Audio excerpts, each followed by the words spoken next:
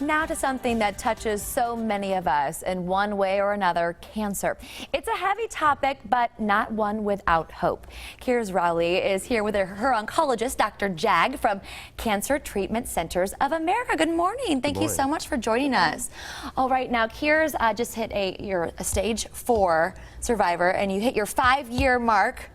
That milestone has to feel so good for you and your family. Tell us about that. Yes, it was amazing. I actually just passed that milestone this last September, and my original diagnosis was 12 weeks to 6 months, and here we are 5.5 years, almost 6 years later. Wow. So, what's it been like for your family? We've got pictures of your beautiful family. Yes, it's been amazing, you know, because even the last 6 years, all that I've been able to see and experience with my family and my children and my husband, and it's just been an amazing experience. So we're seeing pictures like right now. These are beautiful. And over the course of the experience, what did you have to discuss with them over the treatment? Well, you know, we took the very honest approach. Made no promises, but we just made sure that they were as secure as possible and that treatment was going to be, you know, these symptoms, and we just tried to prepare them as best as possible. So. You've been her oncologist over the course of her treatment. What did you learn from her? One thing I found was that Kiers has a very, very strong faith, and that has really helped her carry through the tough times and the good times and everything else. So she's a diligent person, strong fighter, and it means a lot to her to be able to look back and reflect on things that made her go through this really well.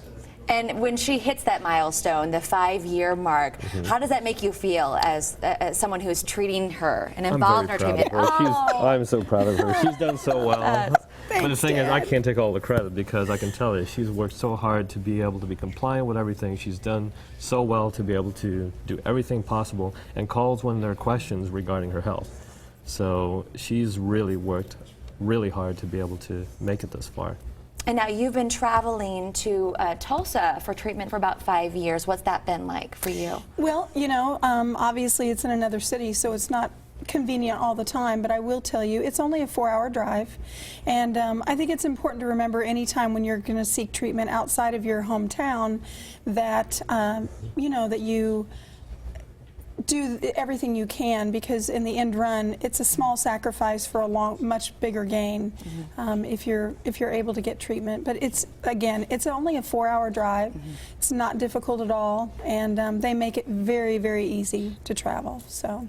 And having a support system, whether it's your doctor or your family, is so important. Do you encourage that? Oh, absolutely. I think it's the key most factor that patients do well with, because you need to have a really good support system in order to be able to make it through all the things that we do when we're fighting cancer. So it makes it the greatest factor in doing well.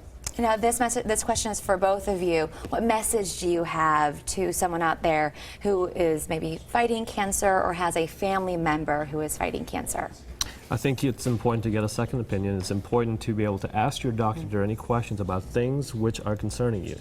If there are things which look abnormal, make sure you talk to your doctor about getting a second opinion or seeing a specialist. And that is the most important factor to be able to control things that are being found. I would probably say 3 things. Number 1, never give up hope. Continue to fight. Second thing is hang on to your faith, and I've hung on to, you know, were it not for Jesus Christ, I wouldn't be here today. So hang on to your faith. And thirdly, I would encourage everyone to really just seek out, you know, it's very cliche to say that, well, we make every moment count now that I've learned that I've had cancer. But the truth of the matter underneath that, it goes even deeper. I think the reason we want to hang on to every moment is because nobody wants to live with regret. And so I would say live your life without regret, and it's just a much easier journey that way. Wonderful advice. Thank you so much. Now, Cancer Treatment Centers of America has a special offer for Kansas City Live viewers, a subscription to Cancer Fighters Thrive Quarterly magazine.